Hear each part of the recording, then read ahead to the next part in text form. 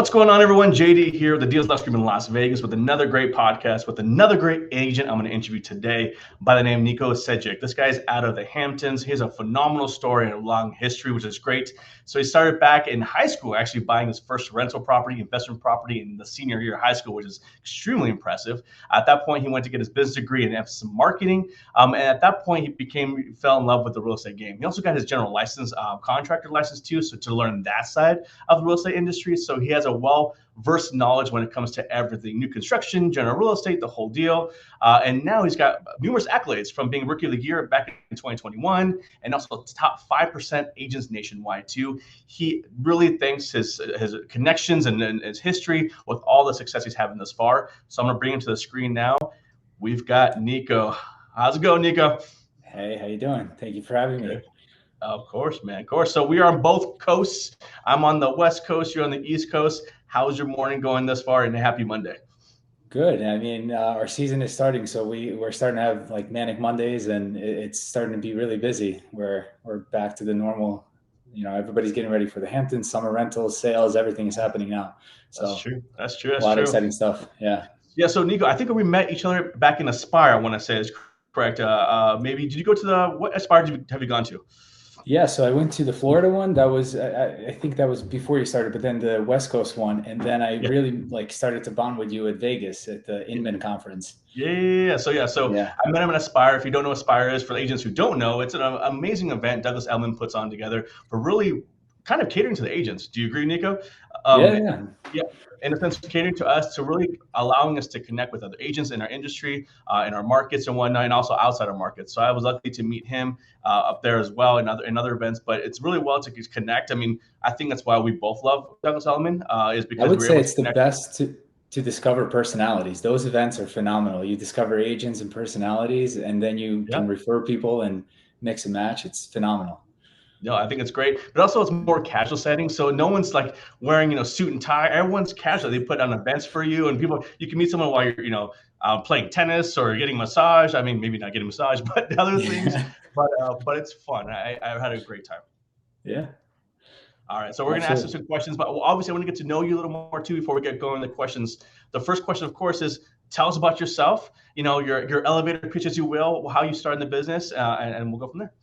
Yeah. So I was born in Serbia, came here in 2008 in upstate New York. I graduated high school there, and then I went off to college. And then in between, I ended up, purchasing a property. And I would say I'm like, real estate I didn't choose real estate. It chose me to some degree. And so I saw a home around where we lived around the corner. And my mom was paying at that point like 2/3 of her income in just the mortgage. And I saw this tear down auction house that was going up live in a couple of days. I was like, Mom, let's buy this. All the change that I found and all the savings, and that kind of like started it off, but I had no idea how to do construction. And I remember being so mad that one time my mom paid so much money for a contractor to fix my room, and he didn't do what I wanted. And that's where I was like, if they can do it, I can do it. And I YouTubed everything, little by little. It took me 3 years to remodel that home. But it was more for my mom not to have a mortgage. And I didn't want to be in a hamster wheel of America where you just run to pay the bills. And I watched my poor mom work 3 jobs to pay the bills. So that's where I saw the opportunity. And that's where real estate started for me. Then I went off to actually build a small construction crew, and we were doing great. And out of the blue, I was in Home Depot in upstate New York, and I saw I met my business partner in Home Depot. I was buying lumber, and I just said hello to him. And next thing you know, I'm remodeling 3 of his investment properties. And after all said and done, he was like, "Hey, you want to come check out the Hamptons? I'm kind of burnt out. I'm looking for change. So I'll make an intro, and then whatever you do, you do." And now we're like brothers. But he kind of just showed me the path, and I took it. So that's how I landed in the Hamptons, and that's in the weirdest way. And I always say to agents that come to me, they're like, "How do I get in? What do I do?" And there's really no right way to do it, but if there's an opportunity, take it and run with it. And that's what happened with me. For me, it was a little personal, but the moms, we do everything for mothers. So that kind of started it for me. Very cool. So let's go back into how old were you when you left from Serbia to the States? How old were you? So I was 13 going on 14. Okay. young little kid. At 16, I was really starting to grasp on real estate, and I saw the opportunity that America has, because in Europe, real estate is treated differently. It's not Okay. like here where people trade. Over there, I lived in the same home where 7 or 8 generations lived in, so I can see not a that. lot of home. Sorry, Hey, you have a guest. we have a guest speaker, That's and there was fantastic. a lot of sorry. You're good. That's great. You know this is live. Uh, Yeah, yeah, Yeah, and that's where the opportunity comes. But in Serbia, I lived in the same home as my great great great grandfather lived. So not a lot of moving around over there, unlike here. But here, there are just so many tax benefits and so many, like, not just business opportunities, like in investments and remodeling and fixing it up, because not everybody can remodel, not everybody can see the opportunity, and that's the yeah. difference between European living and American living. So. Yep, I could see that. I believe I definitely can see that in a sense where homes are past generation Yeah. kind of thing, and it's kind of it is what it is. Yeah. But I think maybe is it Western civilization where we made real estate kind of sexy? I mean, what I mean, we're like, oh, Yeah. remodel, flip, you know? Well, it's also, you got to think, like in America, like a lot of people move around, jobs change. In Europe, like you stick in the same village, right? And also Yeah, in America, we've kind of created homes like a stock market. That's my perspective, right? Like I mean, that makes it's sense. no, yeah, especially in the Hamptons. Like I call it the big giant parking lot, because if you have extra cash, you just put it off to the side. It's not the best investment and return on investment, I mean, Sure. but long term appreciation, that's kind of what they do. In Europe, you don't really have to do that. That's So. true, so true. So you came out. So did you, when you were in Serbia, did you watch real estate anything when you were there before you got here, or was it more when you got here? When I got here, that's when it all started, because over there I was just a farmer. We had livestock, we had, grain and wheat and all that. But when I got here, I didn't know I was good with hands, as a farmer boy. I guess construction correlates, but yeah, that's where I saw it. And I'm a business major. So, the numbers started to click in, everything kind of came together at a young age. But Sure. that's where it all started, I would say, here. That's cool. And I love and respect that so much that I think that to your point where you didn't choose real estate chose you. Yeah. I love that. It's so true. I think for many people and different industries, there's a calling and you just gravitate no matter what. Even if you try to derail one way, you end up coming back. It's just something about it. It just Yeah. gravitates you. And I think that's your personality too, Nico. From obviously meeting you a handful of times already, obviously you have that warm spirit. I mean, I'm not sure if it's because how you're raised or whatnot. I think it's great. But Yeah. I can see that kind of thing. And maybe it's a Yeah, it was small village kind very, of thing.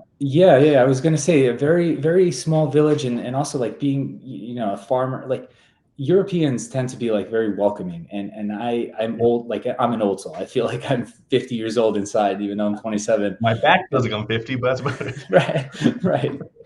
And I'm the type of person that like likes to include everybody, and I'll go to a coffee shop and I'll chit chat with the person next to me, and that's what it's all about. Because I was talking to Peter Hernandez on his podcast about living in a virtual world and regular world, and Sure. I didn't reinvent the wheel. I was going to say that to him, but you don't have to reinvent the wheel. It's just like the generation is moving towards the virtual world. I just stuck to the old school, like the traditional relationships. That Mm. never dies. That is going to be forever engraved in us. We need people. We're in a people business. Oh, So 100%. I truly believe in that too. I think the AI or technology in itself will definitely take some business. I mean, that's just kind of what's going to happen in any industry, to tell you the truth. But to right, your point, I think real estate is very much that personal business, relationship business, hand holding absolutely. business. And I mean, talking to all of my clients, they're like, man, I would never buy a home without someone to really bounce ideas off. It's just, there's no way. You know what I mean? That's exactly what you just said. Bounce it. You don't. You're not. We're not. We don't know any more than they do. We just bounce Yeah, ideas, talk out loud. You just communicate. Like, just hey, like when you say something out loud, right? It makes more sense than when you're thinking about it. 100%, 100%. And That's what it is. yeah, I get the late night text from clients like, "Hey, should I? Should I?" I'm like, I call it we're real estate advisors. We really are, right? I mean, I Yeah. also claim that I run a portfolio of hundreds of $1 million because my clients have hundreds of $1 million of real estate, right? And they're always Yeah. asking me questions. What should we do? What does it look like? Kind of. We're definitely an advisor, and they know that. And so I always tell them like, "Hey guys, and sure you do the same thing. Hey, this is not my home. This is your home. I will tell you Right. everything you need to know to make that decision if it's best for you and your family, kind of thing." But that's my job. I'm not going to say, "Hey, you Absolutely. should do this. You should do this." and that's not my role at all. But they like Absolutely. that because you're more personal. You're more like, hey, we're gonna work together with this. And I also say that too, like, hey, I don't work for you. We work together. That's how I see it too. Once they know that off the ground, it's just a lot more smooth sailing. Period. Absolutely. Absolutely. You said it like perfectly. Well, I try. All right. So this next question. So let's talk. Where do you do your business in Hamptons right now? Tell us about the Hamptons. Yeah, so a little bit about the Hamptons. The Hamptons is 99 miles from New York. The rich and the famous lifestyle. It's really not. A lot of people have this perception of the luxurious, the rich and the famous. It is that, but it's such a chill place. Like it's Okay. such a relaxed, easygoing. Like everything is nature oriented. I think that's. I always said, I'm like, people ask me, do you like the Hamptons? I'm like, I don't know if I like it or not, but I love it feels very European to me. It feels very like nature oriented. You're left alone. You can go on a bike ride. You can go into town and grab your coffee. But it's just such a relaxed place. People take off their suits on the train ride out here, and that's what it's all about. Like I go to showings in Lululemon pants, and that's okay. You don't have to be like professional, but you have these relationships with these people that it's not like let's go like right now. It has to be done immediately. That's what it's all about. And a lot of artists come out here in the winter and even in the summer, and to creatively think and just to Sure. be kind of left alone to some degree. Yeah, that makes sense. And yeah, and it's a very seasonal. Memorial Day to Labor Day, that's our season. Yeah. Really, the market for selling and buying is spring and fall. In the summer, you look. In the winter, nobody's here. So that's kind of the Hamptons in a nutshell. Got it. And, So and the Hamptons really start east of the canal. Sorry, that's one more no, thing I got. no, I appreciate it. Yeah. It's funny. I know I'm learning more about the Hamptons now that obviously we have agents out there, and I've gotten many invitations to go out to the Hamptons, and that's definitely on my list to check it out You firsthand have to. because I see Hamptons in movies and videos and everyone else, right? And so like obviously Yeah. to experience it yourself is important. But I can definitely see that people peel away there in that area because of the quietness and the quaint walking around kind of thing. And I can see that. That makes complete sense. And And the funny it's thing when we're from the train, people just from business suits and then they get farther, everything comes up. I love that. I love that. I love that so yeah, much. and it's like a stuck in time capsule. Like Okay. some of the oldest like settlers were here. Like some of the first Yeah. people that settled in the United States were here, and it's just this like cedar shake and everything is. I always tell my clients, like, if you don't have natural materials in your home, that you're not going to get, and that's what the Hamptons are all about. Everything is just natural. Yeah. It's the There best part. there was a reality show for Ham. Is that still going on? The Selling Hamptons? Yes, but they got kicked off the Netflix now under HBO. Okay. Okay. Yeah. Yeah. Yeah, I saw it. But I mean, obviously the properties look awesome too. What I love about Hamptons too, you might come across like a really beautiful upgraded one, but also like a quaint little home next to it. You know what I mean? So it has a little of that going too, like a little charm going on, right? Yeah, yeah. And also one more thing to add, a lot of people don't realize. So on the East Coast, if you go all the way down from the Hamptons, actually all the way down to Miami, there are all these barrier islands, right? And the Hamptons here, and that's why I said east of the canal. And there's Yeah. this, Shinnecock Canal. If you look on Google Maps, um, they're barrier islands. So in the Hamptons, you go from the mainland right to the ocean. That's the selling point. So you don't have to cross a bridge to go on a barrier island to, like Jersey Shore or like Yeah. what's the Carolinas and stuff like that. There, like for me, I can go right to the ocean right here, and that's the selling part. So are you a surfer? What do you enjoy? What do you do?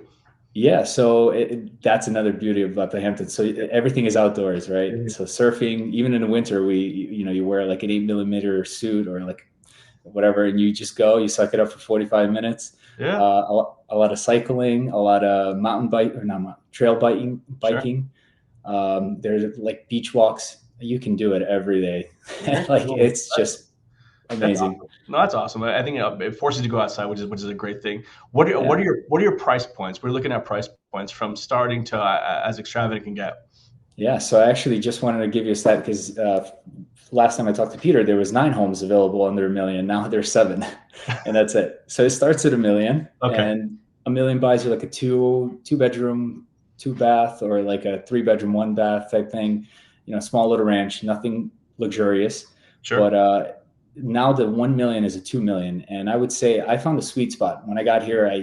like I didn't know anybody. I didn't know anything. So I was like, I have a construction background and I can offer that to my clients. So I started off with teardowns up to Yep. 5 million. And those turn over a lot. Like they'll sell every 3 to 5 years. A lot of homes are above 20 million. Sometimes they don't even trade. Like they're in the family forever. Some of the best locations have never traded. Why would you trade? Yeah. And those are family trusts. Some of the wealthiest American families that just hold on to it. So I really found my niche when it came to, because at the end of the day, like luxury market, when you're young, what can you have to offer to the Hamptons people who know everything, who know the market? Yeah. Yeah. I say like we're like a emotional barrier in a transaction, and that's pretty much it in the Hamptons, because they don't want to deal with somebody requesting a showing or stuff like that. So I found my niche where I can offer the most quality was up to 5 million. And then I'm treating it as a long game. I don't want the quick money, get rich like a lot of people get into it. So the teardown homes are phenomenal because you build a relationship with the developer, you find them a great deal, they end up remodeling or doing whatever with it, and then they'll end up listing with you down the road. So that's kind of my price point. Don't get me wrong, I love a good $8 million home, but I don't obsess over them because everybody's chasing after them. No, that's true. And to the point you realize too, like some of the higher price points don't flip as much. So it's like, okay, that's how I look in my market too. I'm like, what does really well? What flips much faster in that sense? Where's that sweet spot where, of course, you want to do a higher price point, but at certain points where like this just doesn't turn. You know what I mean? So it's like what do you do at that point, right? So, but you found a niche where you're not only going to find a home for a client, but also going to help renovate it on top of that too. So you're a one-stop shop, Niko, which is impressive. Well, it goes to my next question here. What does your business look like in 2024? In the sense of, what you're doing, what it looks like, and how you're tackling this year so far. Yeah. So we got to go back to 2023. So 2023, I feel like all the agents can agree it was awful. But for us, Q3 and Q4 last year was really, really bad, like unusually bad. So it kind of it got me a little nervous, but it started off really well in the last couple of weeks. It started like the season really picked up. So I'm projecting it to be one of the best years so far, but something is happening in the world. And I always say, like, we in the Hamptons have like a little heads up, like 6-month heads up. Yeah. And I'm trying to figure out what's going on, but all of a sudden, like a lot of cash buyers are coming in, and stuff that has been lingering in the market for a while is going under contract. And rental season is already to a better start than last year.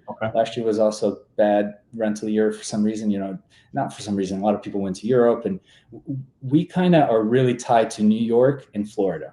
So we have a triangle just like you guys on the West Coast, right? With the California, with the whole Texas and all that.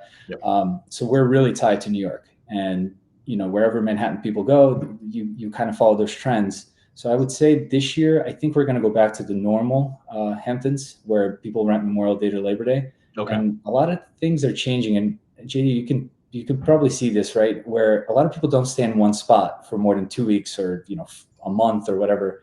But in the Hamptons, it's traditional to stay Memorial Day to Labor Day, and you get a house, you're here all summer, you get to bounce back and forth in the city. So I think that's also changing. And we have a lot of strict laws and regulations on rentals. So there's some changes that need to happen in order to have a good year. But so far, my question to you is it strict to do short term, or is that kind of your bread and butter out there? No, it's hard to do short term out here. So you can only do 4 lease terms a year, and they're really strict. The town will penalize you really quickly. So you get 4 lease terms unless you're in the village, then you can Airbnb. So right now, the homes that are not in the village, they'll find you on upwards of thousands of dollars. So yeah, they're strict. No, thank you. I think that 2024 so far it's off to a good start. I think people are used to the interest rates, and out here, a lot of people protect their money from inflation, but with real estate. So I think that is part of the reason why it's picking up. In an election year, generally, it's really not a good year, but that's why I'm saying it's going to be a good year. Yeah, that's interesting because I think I feel so. The rule of thumb is you follow the wealthy. They'll kind of have that's what people do. You follow the wealthy and you kind of take course after that. And I'm seeing that too. We're actually having here on the West Coast, or Vegas particularly in my market here, we're seeing a lot more of the higher end homes turning. more than we've ever had, which is interesting. But to your point, 2023 was interesting. It was an interesting year. Not everyone capitalized on it. Some people did, some people didn't. But it was an interesting year because everyone was kind of post COVID. It was kind of, are we going to have a recession? Are we in a recession? Define recession now. I mean, it was weird. I mean, you probably agree with that too, right? So yeah, I think the first quarter for us, for our team at least, has definitely picked up dramatically too. In a sense where I think people are starting to say, all right, well, these rates are going to be the norm, I think. And obviously the Fed's announcing like, hey, we're going to have, pop maybe 3 to 4 price decreases. Like, all right, cool. Then my kind of script is like, all right, your worst payments are going to be right now, because you're going to refi down the road. That's what's going to happen, right? So, but no, we're seeing that too, man. So I think I'm also seeing like this sounds crazy, but like I feel the money in the air type thing. Like there's still money circulating. Like there's a lot of money in the economy, and I actually Sirhan said this in the past. He's like, the money's been printed, and that is so true. The money is out there, and I feel like we have so much money circulating through the economy that money almost, you need to either protect it or do something with it. Otherwise, it could go poof and just disappear. 100%. So 100%, yeah, and also just seeing those trends, like from like you follow New York, we follow California, right? That's kind of our bread and butter too. Like what's the California going? What kind of, just recently they announced a Hollywood 2.0 in Vegas kind of thing. So we're going to get that swing come through. You know what I mean? So it's like the same thing with New York, the same thing as with us. So that's your feeder state. Our feeder state is definitely California. But knowing those trends for those agents, knowing the trends, like if you're in a market, finding out where those people are coming from, and of course reaching out to the agents like Niko out in the Hamptons, like, hey, help my clients when they come to you. Right. And that's the beauty. Like we said, advisors, that's all we do. We're one step ahead of our clients by like keeping in touch, like knowing what's happening in Nevada, knowing what's happening in other states. It's very important to do that. That's the luxury. It's super important. Super important. I think for me, my goal, I tell everyone, like, I want to be a wealth of knowledge, right? In a sense where like I post what's happening, new shops, new restaurants, new buildings, the kind of thing, just because that's what I do. I mean, that impacts what I do, right? And it's also going to impact your wallet, meaning your home, your portfolio, right? So they love that kind of thing. And so, but that's definitely our job to do that. Right. I always said, I'm like, real estate agents should be like a hub, like a Wi-Fi router, where like you not only have other connections, but you're just a little bit of everything. You don't have to know a lot about it. You can do research afterwards, but just a little bit of everything. 100%, 100%. And I think that's too, now to know a lot of stuff, but also share it with your people is important too. I think people like, oh, I'm a wealth of knowledge. Like, cool. How are you telling your people? Like, what does that look like? You know what I mean? They want to know these things. They really do. You know what I mean? Yeah. And once they feel you're a wealth of knowledge, before you know it, not only going to create raving fans through them, but then also going to refer like, hey, this guy Niko sends this amazing email that just breaks down the market. What's going on? Can I forward it to you, kind of thing? Before you know it, they're going to. That's how you create longevity on a client all day. Absolutely. All right, my next question for you. So obviously you do a lot of general contract stuff. I'm guessing a big part of your business referral, but besides referral and obviously doing the right thing for clients, where else is your business coming from? So actually, weirdly enough, I paid for Zillow. That was not working out for me. Yeah. We have a lot of New Yorkers and generally New Yorkers, I would say, they're one of the smartest people. They deal with a lot of stuff. So I would say, like, not that I'm not, smarter, I'm smarter in the local knowledge, but a lot of my business came from just natural relationships. Because when I got here, I didn't know anybody. So I was like, how do I paint that canvas and how do I want my future to go? So I really just went the old school way of, hanging out at restaurants and bars and going to every possible event I could and travel everywhere. That's really where it comes from, and just being connected, Sure. Because I try to keep a good relationship with everybody. It's hard nowadays. We're in system overload, but at all times, you're on the phone and hanging out and talking to some agent in Florida. And I would say a lot of agent to agent referrals and in person, like I would say matchmaking type thing. Because the power broker is ability to make to match makes, right? Yeah. And that's essentially what I did. And I kind of put people together where I became memorable. So even if I don't want to rush into it and mislead or misguide a client now, I'd rather just leave it alone. Like actually 2 days ago, I had this buyer come to me and he already has an agent from New York. And he was like, hey, I want you to be part of this transaction, but I need to work with my broker from New York. And I'm like, that's fine. I'll give you advice. But, one day he was like, but how do I pay you? I was like, it's okay. One day when you're ready to sell, that's how you'll pay me. I'll be around. So that's my way of doing. I don't prefer the cold leads and I'll work with them. Don't get me wrong. I'm hustling, but it's more so I like the old school way where relationship, I use this joke, people don't like anything sold to, but they like shopping with friends, right? That's So what true. I did. Yeah, Yeah. no, So I think that's good. I think you're approaching it correctly. Kind of thing I tell everyone too that I recommend is don't be a secret agent, right? You got to be right. out there. You got that's a numbers game. The more people you meet, the more people connect with, the better opportunities for growth in your industry if you want to do really Right. well, kind of thing. And if, See, go ahead. no, I was going to say with that, yeah, I started not like it's not tattooed on our head, right? Sure. But what I started doing, I almost primed it's like a joke because real estate, like I think people have been burnt out. So I started to prime others to talk about me and not because it's more powerful when others talk about you. So that's what Yep. I kind of did. And it sounds, I don't know how I did it, to be Do you honest. bring around a hype man with you everywhere you go? Kind of. Yeah. I built these good relationships that I don't even Yeah. have to talk about anymore. And Yeah. not to come off cocky or anything. It's just, I did it the old school and it works. It Yeah. really works. Because then my friends will talk about it. Hey, Niko, he just sold this big house. Or hey, Niko, he's a big real estate. And it's kind of like a jokey, funny way, but that's what it's all about. Like, I don't want to brag. Like that's Yeah. one of my No, it's techniques. I'm not gonna lie, it's super uncomfortable talking about yourself, and trust me, I get that all the time. People are like, oh, I'm like, oh, how do I do this? How do I do Yeah. it? Just because obviously you want to showcase what you do. That's important. That creates credibility, right? But at the same time, you want to there's that fine line. Like, okay, you're just being annoying. You don't want that either, right? Yeah. But obviously the people who do know you, and that's important too, right? And so Yes. there's a powerful thing when obviously the referral comes from a previous client, past client, current client, of course, your friends and family, right? And that's important. And I'm guessing where you are in Hamptons, it's a small connection network, right? I mean, everyone knows everybody. I'm assuming. Yes, literally the word, like if you say something bad about somebody, I'll come around in a circle in a day. Like, That's yeah, fast. such a small community. Yeah. And that's obviously puts, I think, a good pressure on you, right, to do the right thing. That's important too. I Yes, mean, once your name is tarnished in your market, that's not a good thing for yes, repeat clients, future clients. I mean, you could be literally exiled at that point from where you're at. right. And that's why I was like, you know what? I tell people all the time, I'm so young. I'm going to be here for a very long time. I don't need to do something bad to ruin my reputation now. Like, I don't want to be embarrassed walking down the street and, seeing somebody not being able to say hello. So that's No, how I treat my business. And I can't say that I'm not obnoxious about it because I do everything and I'm everywhere, but I'm yeah. not obnoxious like in your face. Like, hey, do you want to sell? Hey, do you want to buy? Like, Yeah. I'm here if you need me. Yeah. And that's, yeah, being readily available, immediately available is key for sure. But yeah, not in your Yeah. face, and they know who you are. They know what you do, which is Yes. great. And yeah, I do the same thing in a sense where like it comes to relationships. I mean, it comes down Yeah. to building just strong relationships and just saying, that I'm credible, I'm here, I'm available. And to your point, like I'm not going anywhere. There's so many times my clients, just recently, my clients like, hey, we're closing soon.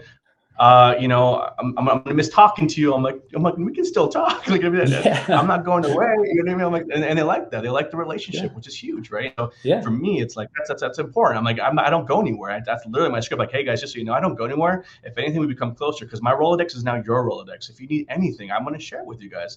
And that's Yeah. important too. But we build these amazing relationships, and people always like, oh, I miss talking to you for the last 45 days. I'm like, I'm not going anywhere. Trust me. Yeah, Yeah. it's such a weird thing, but you're right. It's almost like not a marriage, but like you become like really friendly and friends. And some people they're different clients, right? Some people want to be kind of left alone, but they're still there. They'll text you. Once you become memorable, they will remember you. It takes a while Yep. to be remembered, but once they do, you will be remembered.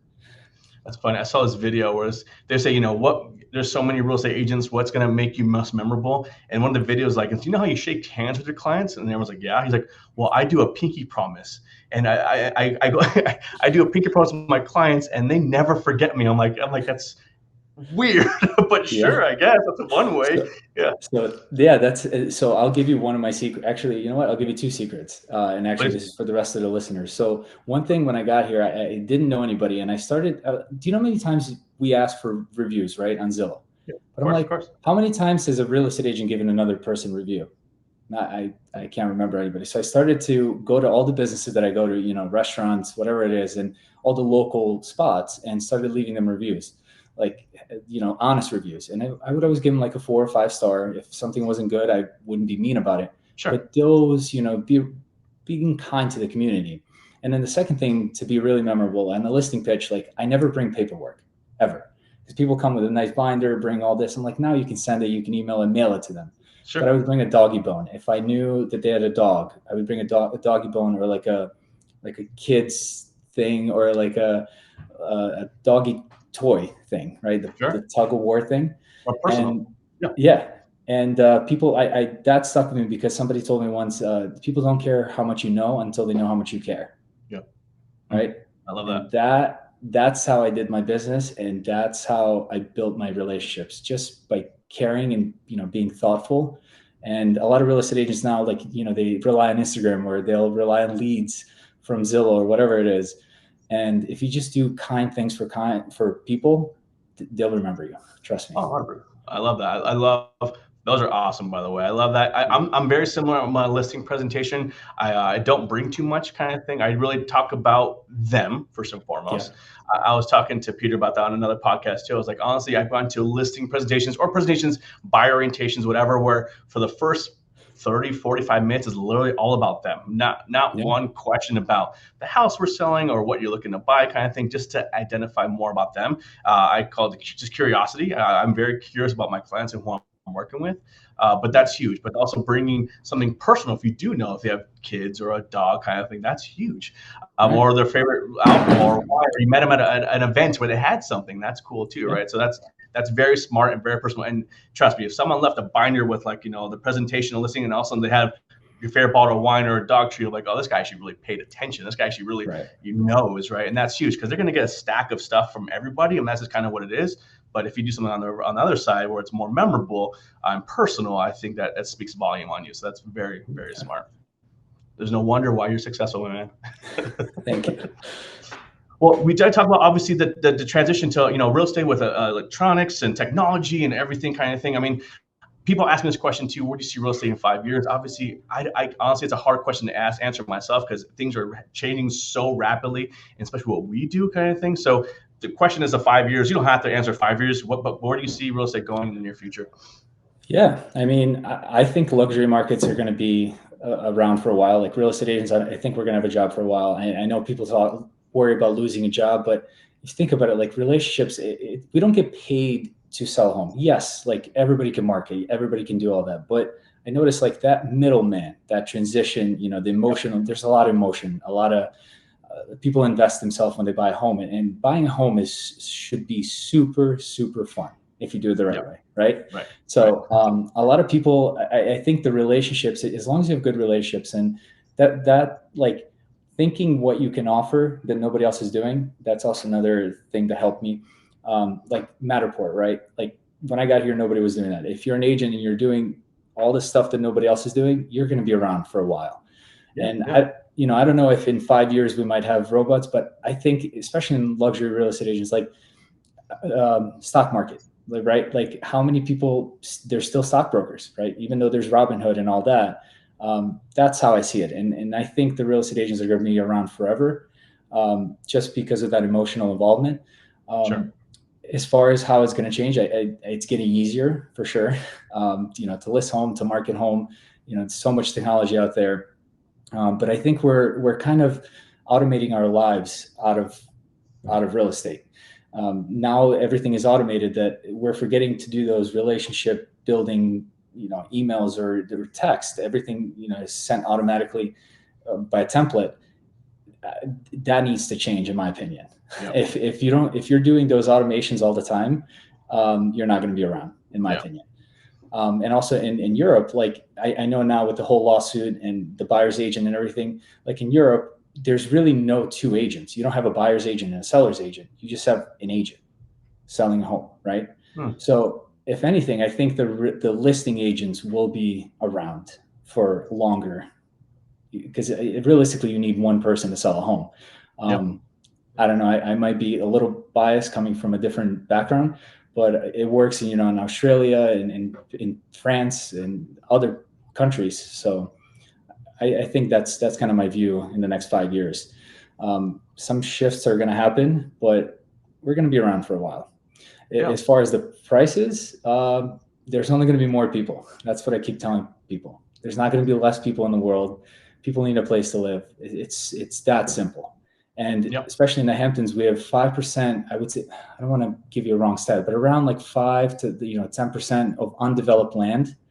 And that's kind of a big deal. Like there's only so much space on this earth.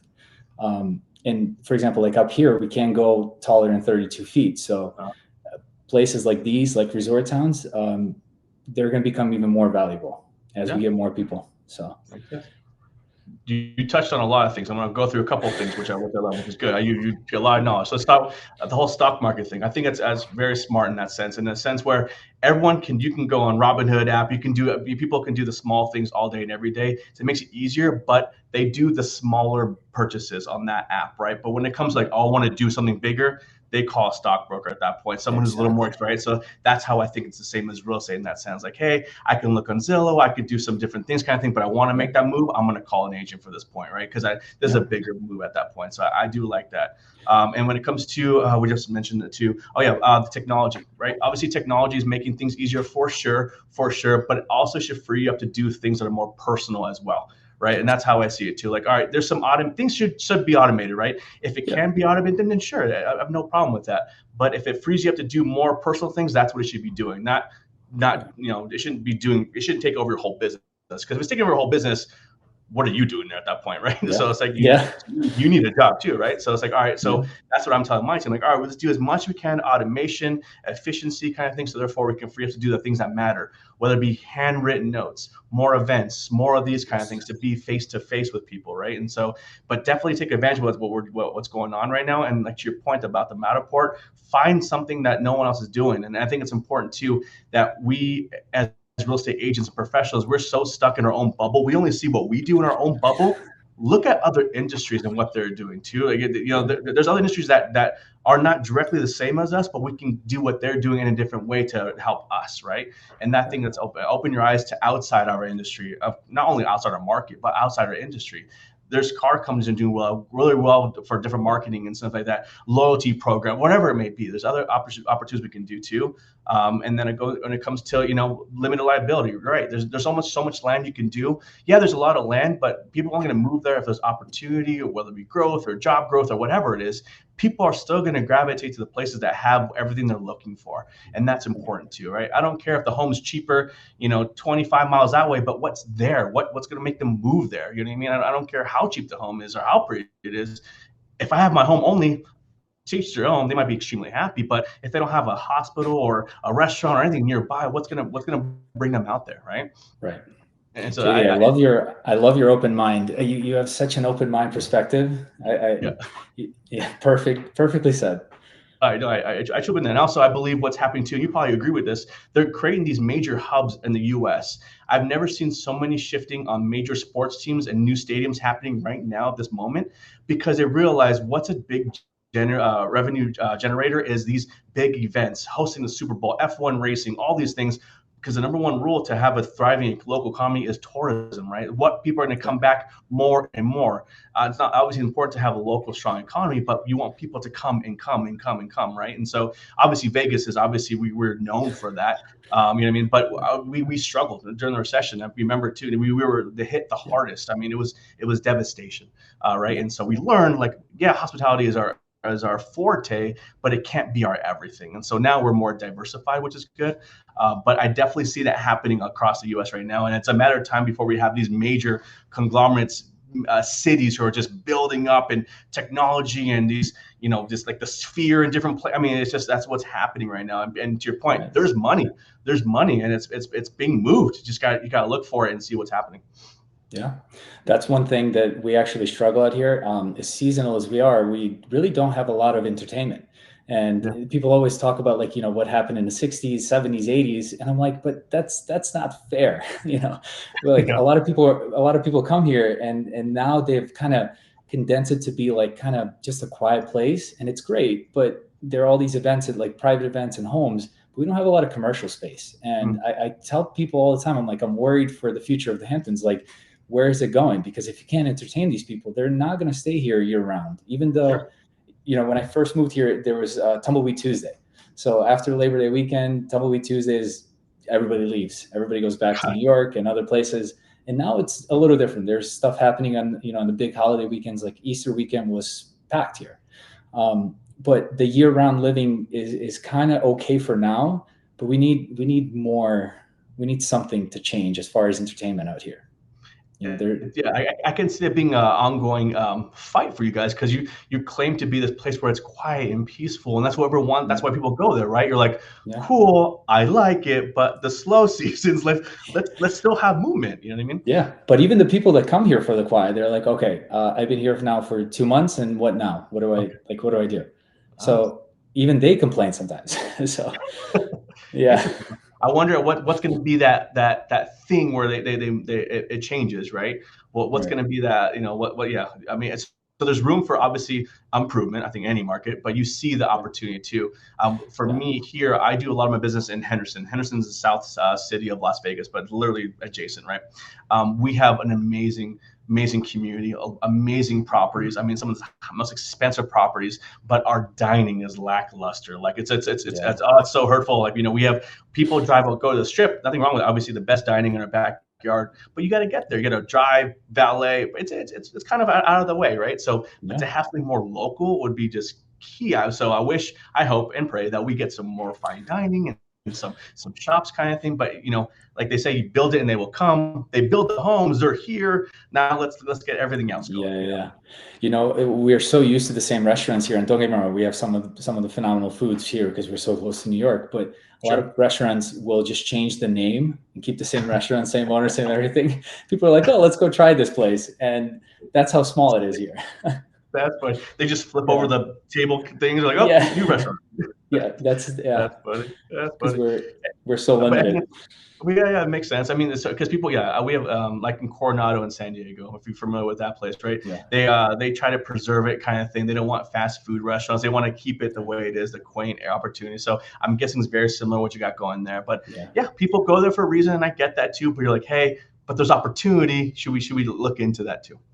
yeah, Yeah. So next question, obviously, Niko, you are obviously highly experienced in various facets of real estate kind of thing. What information or what valuable advice would you give any agent tackling this market or also creating longevity in this industry? yeah. I would say so. I have interns now. Now I've kind of starting to grow the team, and I tell Cool. them the same thing. I used to be kind of protective of my information because obviously we work hard to learn and all that. But now I'm like, you know what? I'm happy to share everything, and that's where I started to notice that I started to build really good relationships with other agents, and Sure. especially as a new agent. I remember I didn't know anybody. I didn't know any connections to get business, so I relied kind of on connecting with the older agents. Yeah. The best advice I'll give to any young agents, especially I was 22 when I got into business in the Hamptons, where there's 3,000 agents, and I would say right now we have less than 1,000 homes on the market. So how Oh, many agents don't have any listings right oh now? my. Talk about low Yeah, inventory. Holy yeah. moly. Well, low inventory, and we do have just a lot of agents, like a Yeah. lot. No, And I yeah, would of course. say, it used to be 80% rule. Now it's like 10% of the agents do all the business. Wow. So I would say like my best advice to any agent is connect with somebody who's older, somebody who has a really good book of business. This is what I used to do, and I still do it actually. And offer them like, if you're good at video, offer them to help them with video and offer them to help them with technology. And see, you'll be surprised how much business you'll get from them. They'll put you in a listing, they'll give you 10%. 10% is still 10% of the listing, like Sure. that's money. So that's really how I started to build a relationship. But I realized how important it is to build relationships with locals. So start building relationships with local agents, because I've had cases where listing is expiring from a friend of mine who's an agent at Compass, and he's like, "Hey, just a heads up, like you should go on this pitch, like try and get it." So like become the mayor of all the agents, like get to know all the local agents. Start there, and then keep going forward. So. That, and also don't be in a hurry. Like I was in Yeah. such a hurry when I got here to make it big and all that, and hustle. I'm not saying don't hustle, but a lot of agents tend to like they want it now, they want it immediate, and it takes time to do it the right way. And Sure. I don't know if I'm doing it the right way so far. It's paying It's off, working. but Yeah. yeah, I would say like just don't be in a rush. Like I'm okay waiting for my time, and in 10 years, JD, when we talk, it's going to be a completely different story.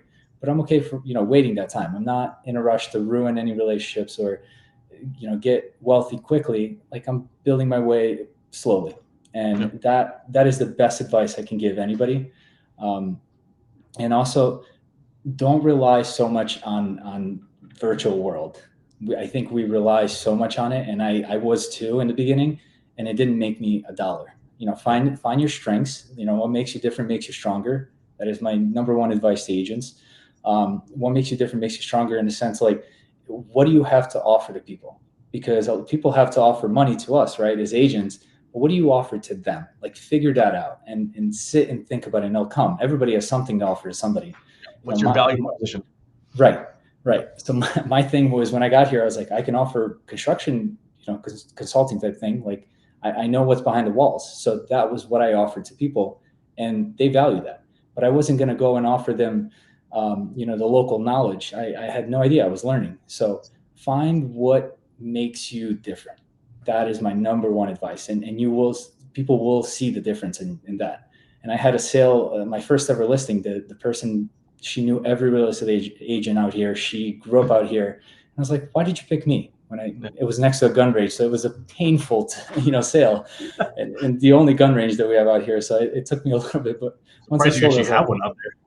Yeah, it's only one. And I was like, okay. Why did you pick me? She goes, you were just different. And I was like, oh, and it clicked in my head. I was like, okay, so I just have to be different. And that's when things started to pile up. So I would say just be different, because you don't want to be just another real estate agent. We have many of those. And then another advice, I would say, like, there's no such thing as timing. Like, a lot of people are like, when should I do it? What should I do it? You should just feel it. If it feels right. And I sound a little hippie right now, but if it feels right, just jump in. But also, jump in head first. One thing that when I moved to the Hamptons, I brought my construction toolbox, and it's like a Milwaukee, like stackable. It's a clean one. Yeah. I put it right next to my bed. And I was like, okay, so it's going to remind me every day, either I go back to swinging a hammer and coming back, with sunburns and breathing in asbestos and dust, or I'm going to make it in what I'm doing. And don't have distraction. Like, if you're thinking of a bunch of things, just stick to one thing and run straight. Like, just go forward. And that story of the construction, at the time, it didn't make sense. Yeah. But I was like, it really drove me. Like, I'm like, I have to make it, or I'm going back to that. So I have something to remind you why you're getting into it. Cool. Well, I'm gonna actually ask a question a little bit, but let's go through the list you said. All right. So first was connecting with someone like a mentor, in a sense, right? Someone with years of experience. I truly believe the only way you get better in this industry is the longer you've been in this industry, because now you see more things. You're more you see the variables in this industry too. And I agree. When I first started real estate too, I attached myself to someone who not like in that I was like a shadow, but I was definitely asking a lot of questions, kind of seeing what they did, their business, how they did their business, kind of thing, to really expose me to more things I would have done by myself. So I truly believe in that. Whether it be joining a team, finding a mentor, I think it's super powerful, especially right now. I think the solo agents, if you're newer solo agents, it's extremely hard to get any traction right now, because now you're playing against the big boys and also missing some teams, some heavy hitter teams, including yourself in Hamptons, right? So I think that's important. I definitely agree with that too. Wait, I got one more thing to tack on that. Have you ever heard of good cop, bad cop? I'm assuming you do this, right? Of course. Yep. In order to look good, like, sometimes you need a team to bounce. Like, one has to be a good cop, one has to be a bad cop. And young agents, you don't know how to deal with. Like, I didn't know how to deal with everything, and I was always the good cop because I had good people that would back me up. That will help you a lot. Yeah. I think that's important too. So you said obviously networking. You also said being more personable, right? Obviously being more personal is super important, and also like these podcasts. To your point, I think when I first started in the industry, I was just, my blinders are completely on. I was just like run. I'm like, to your point, like, I need to survive. I want to survive. I have a family feed, all this stuff, kind of thing. Like, so that was my main goal, kind of thing. And so, good and bad. Obviously, good, it projected me or just propelled me, kind of thing. But bad, you're not seeing everything clearly as well too, right? So to your point, it's not a sprint. It's definitely a marathon, right? Everything you're doing, they should have a purpose that's going to last much longer than the week or the month, kind of thing. So that's super important, especially in this industry, how much is changing. And obviously, if you want to be here for a long time, like Niko said, make sure that you take your time with everything. It's important, because everything you put out there is going to be out there, and that's important too. So I definitely believe in that, and it's hard not to, Niko, because obviously our industry. I tell people all the time, we're such a unique industry, Niko, that especially on social media, people post their wins continuously. Like, it's the only industry you can think of. Do you know anyone else? Do you have an accountant that said, "Hey, I did my buddy's W-2s today"? No, it's not a thing. right? You know what I mean? So No. we're in the life of comparison, right? And it's hard to not see that and want to like, oh, that person, like, oh, you know what I mean? Like, oh, you know what I mean? So it's hard. I don't know about you, but I pull back a lot from that because it's Yeah. not healthy. But everyone has their own kind of timeline when things accomplish for them too. Right. What's your stance on social media at that point? In that point, I would say like agents, and I know that I'm going to get kind of canceled for this, but it comes off as bragging. I'll post once in a while, like, hey, I just sold this just to remind people. But social media should be for entertainment. That's all. Like you're hosting people at your house. I host a lot, and that's another thing I started doing. Like as a young person, I was like, okay, I need to host and have them in my house. So I started doing pizza nights at my house, and I learned pizza dough and all that just to switch it up and be different. But you can't really be different on social media. Like it's really hard to show your differences. Like everybody either posts like in contract, for sale, just sold. That's bragging to some degree. But not a lot of people are still like doing the old school way of hosting and having people at one-on-one, like going golfing. You get to spend 4 hours with somebody. Where else can you do that? You can't do that on social media. So social media is great. Sometimes it can be a little stalkish. Sorry, I gotta add that. But it's good to gather information. It's good to like see what people like, so you can see if you're a good match. Because sometimes you're not a good match for them, like other people. Like I say, like it's like dating, right? It's no different. So everybody wants the top clients, but I'm like, but are you a good match with them? Yeah. Like at the end of the day, like that's what it is. It's matchmaking. And I found the best way to matchmake and be memorable was to have people in my house, and like, let's say 2 people that I know, 2 people that I don't know, and then 2 people that somebody else brought. And then maybe they become friends, and that's how I became memorable. Yeah. But social media doesn't have that to offer. It's just, you're as only relevant as your next post, and you can be forgotten by the end of the day. 100%. That's how. Yeah. No, I use social media here more like a living, breathing business card in a sense to show that I am active, right? That I'm doing things, right? That's important. But to your point, that only goes so far, but you actually have to do the actions on top of those things, right? And that's connecting with people, having those events. And I'm with you too. I've been doing more events. I hosted a movie night for a bunch of clients, a family kind of thing. I'm going to host Secret of Mile here party with a bunch of people. But you're right, bringing people together who don't know each other and go, man, I met you through JD, and be like, oh my goodness, yeah, JD's our common ground kind of thing. Same thing with you, like, oh, Niko, what a great event. But I love what you did too, inviting people into your own personal space. And that's important too. That shows a vulnerability and trust, right? And so and that's huge. Once it's like the reciprocity, right? Like, hey, Niko, you've been in my home because you sold it. You helped me. I know you've been in all my homes. You invited me in your home. That's a big deal, right? And they know, like, man, he's got hundreds of clients, but the fact that he invited me to this is pretty special. And hopefully they know that too. And then at the same time, it's hard for us. I know, well, for me at least, turning off the realtor kind of thing. You know what I mean? So we become like, hey, let's hang out. You know what I mean? So people tell me all the time. Yeah. Yeah. And that's where, like, I went to Rome 3 years ago, and I learned how to make pizza dough. And I was like, you know what? I was just so tired of going to all these homes, and don't get me wrong, the food is phenomenal. But when you also have like your specialty dish, and then people are talking about it afterwards, like now I created this buzz where like people are like, hey, when are we having your pizza again? And I'm like, I don't own a pizza shop, but it just became memorable. That's an additional thing if you can do, especially as a young agent. If you can host people at your house, I promise you it works. Yeah, like it worked for me. I can definitely see Niko's Pizza in the Hamptons in the near future. I'm just saying. I got an apron. I have Niko's famous pizza. That's perfect. That's awesome. That could be it, man. I don't know, but that's cool, man. I think that's smart that you're doing that. I know I know Ivan Estrada is doing the same thing out in California, Beverly Hills. He's inviting for dinner nights and wine. I'm doing the same thing we have a famous vineyard who's going to do a wine tasting for some of my clients, kind of thing. So just stuff like that intimate thing goes so far, right? You're just building those raving fans and longevity career fans as well. It pays dividends. At the same time, it's just nice. It's just fun. Like it's just a good time. There's less pressure on that. You're not selling. You're just actually just hanging out, being yourself. And I'll tell you, people really appreciate that. Yeah. All right, Niko, you obviously. You didn't talk a lot about social, but hey, where can they find you? Where can they find you on social? Also, talk about your team, all the stuff on your team as well. Yeah. So, I mean, so there's four of us. We kind of got together. We're working together, but we're an unusual team. We have trust, and we kind of do our stuff on our own or do together. It just depends. But it's so nice to have a team that is like that, where it's not everything is written, everything is like in stone, Sure. and that also helped me like project and be better agent, I guess. So I use the good cop, bad cop a lot. And I always end up being the good cop, luckily, because we have a good team and we deal with scenarios. But I would say that is the most important because you can't always be a good cop, Yeah. but you can't always be the good person. But sometimes you have to let people know, and that's where teams really shine.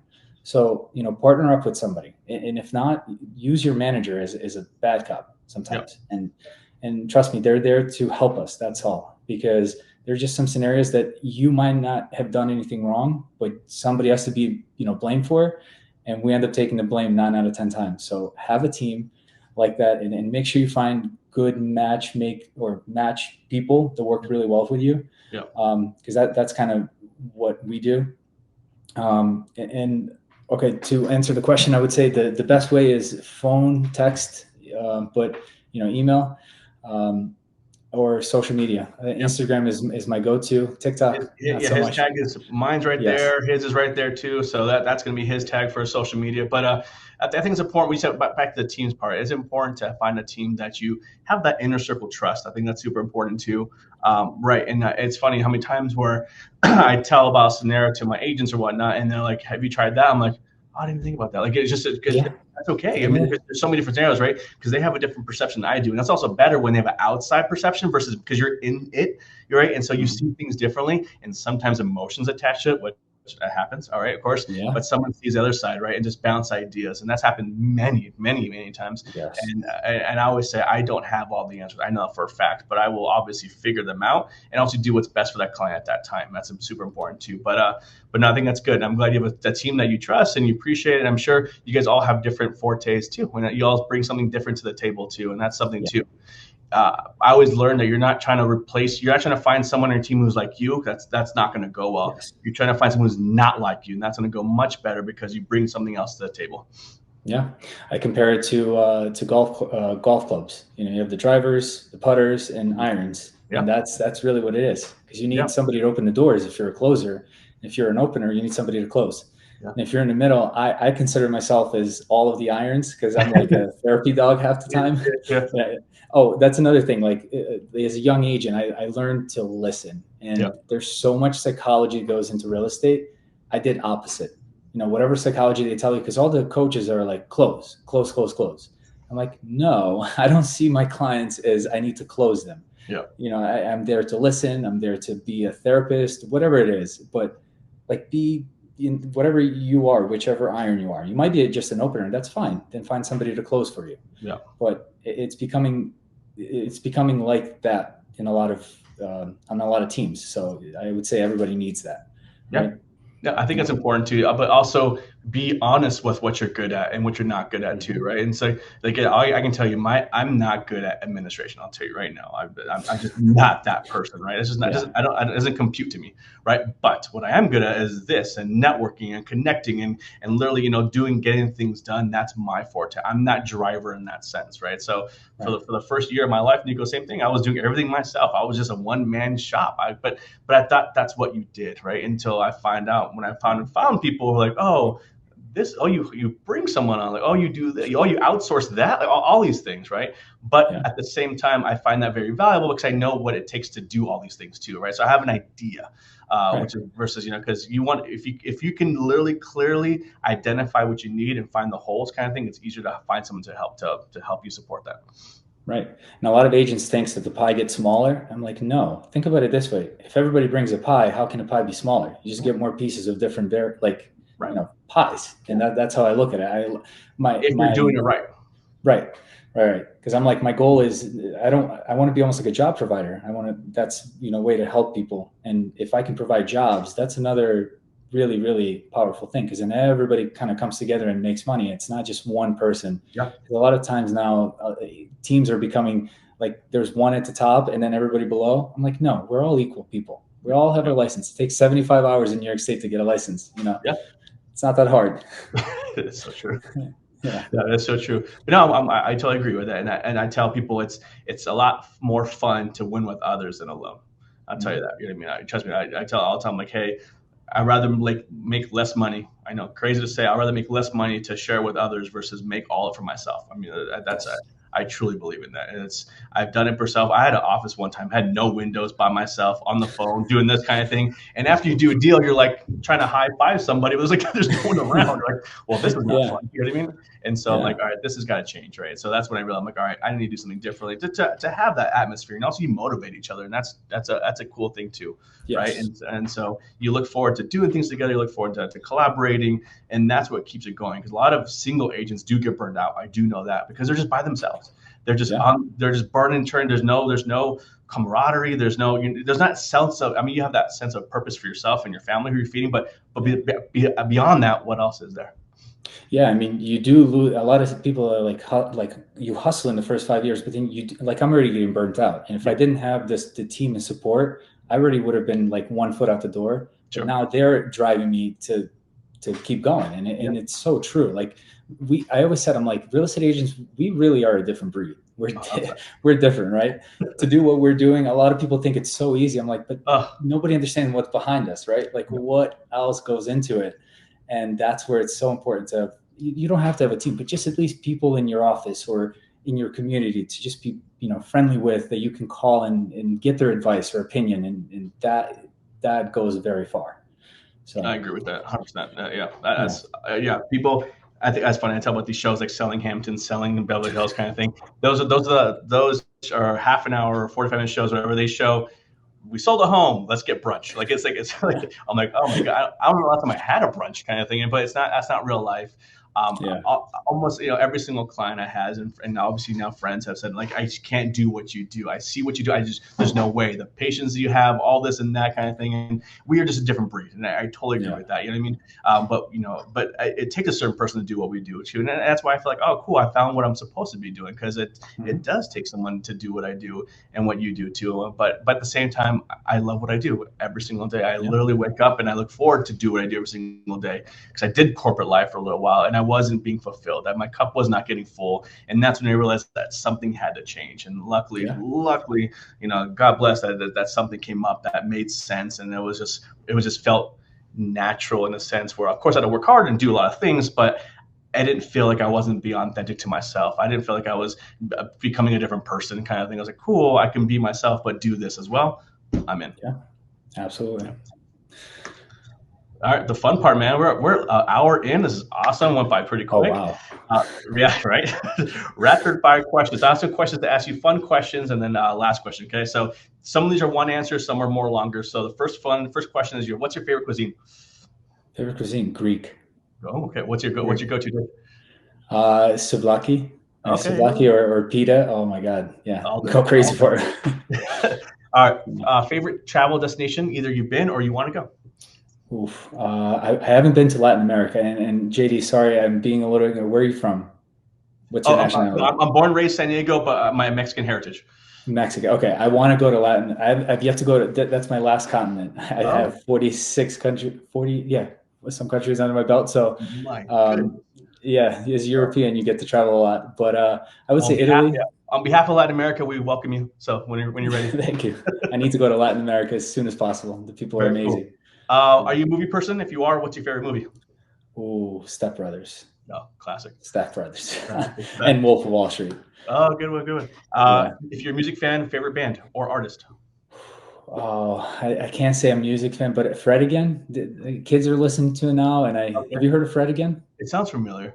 Yeah, he's like a new, like trendy kind of DJ. Oh, okay, He's everywhere. okay, Yeah, very cool, very cool. yeah. And last question, if you could put no, a couple questions. Real estate. Put real estate into one word. What would you say? Uh, Golden Retriever. Yeah. You like literally you have to have yeah, Golden Retriever, because you have this energy and like you're everywhere, and yeah, that's it. I love it. Oh All right. wow, yeah. And then if you could have a meal with anyone that's no longer with us or with us, who would you have a meal with? My grandpa. Oh my Yeah. God, Yeah. that's where everything comes from. My grandfather. My yeah. my grandpa on my dad's side, he died as soon as we moved to America, and the person I am today, that came from him. Yeah. Very cool. And then So last question: what is your why, or who is your why, or when you say wire, like why do you do what you do? Who is your why? What is your why?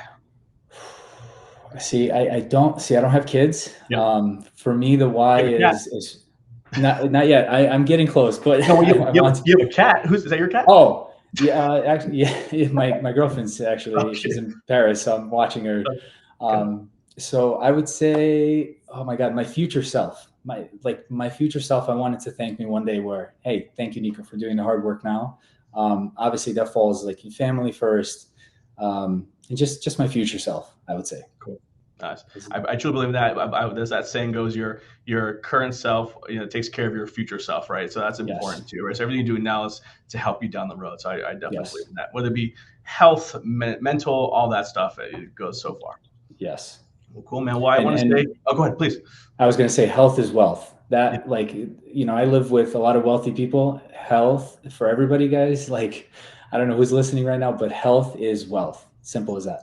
100%. Yeah. If you're Yeah. not healthy, what is money? Yeah. Nothing else matters. No, 100%. Yeah. I'm with you, man. Well, dude, it's been an hour out, just over an hour right now, and 6 minutes. It went by fast, but I want to say thank you so much, man. Any last words? Any last things you want to say? No, I just want to, by the way, and thank you for, you're actually phenomenal for this. Thank you you make people feel comfortable. So Yeah, thank you. You you're made me welcome. feel very comfortable. And anybody that's listening, thank you for tuning in. And yeah, hopefully you should come out for the Hampton Classic in Oh man, in the honestly, I'm summer. going to make it out there. It's just a matter of time for sure. You should, yes. Well, cool. I want to say thanks for watching, guys. If you go to Hamptons, reach out to Hamptons, reach out to Niko. He'll take obviously good care of you. But we're here to support everyone within the Douglas Elliman family. This is just again idea of how awesome our agents and our family is, man. This is the family we've creating here with Douglas Elliman. That they're just so welcoming and open, and they're just literally a DM away, a call, email away that they can help you answer any questions to ultimately help your clients or also help build your toolbox as well. So I want to say, Niko, thank you so much, man. I appreciate it. Absolutely. Enjoy the rest of the year. Make sure 24 is awesome, like you said, and I'm rooting for you, man. Thank you, and likewise for you. Thank you so much for having me. You're welcome, man. Thanks, guys. Bye-bye. Bye.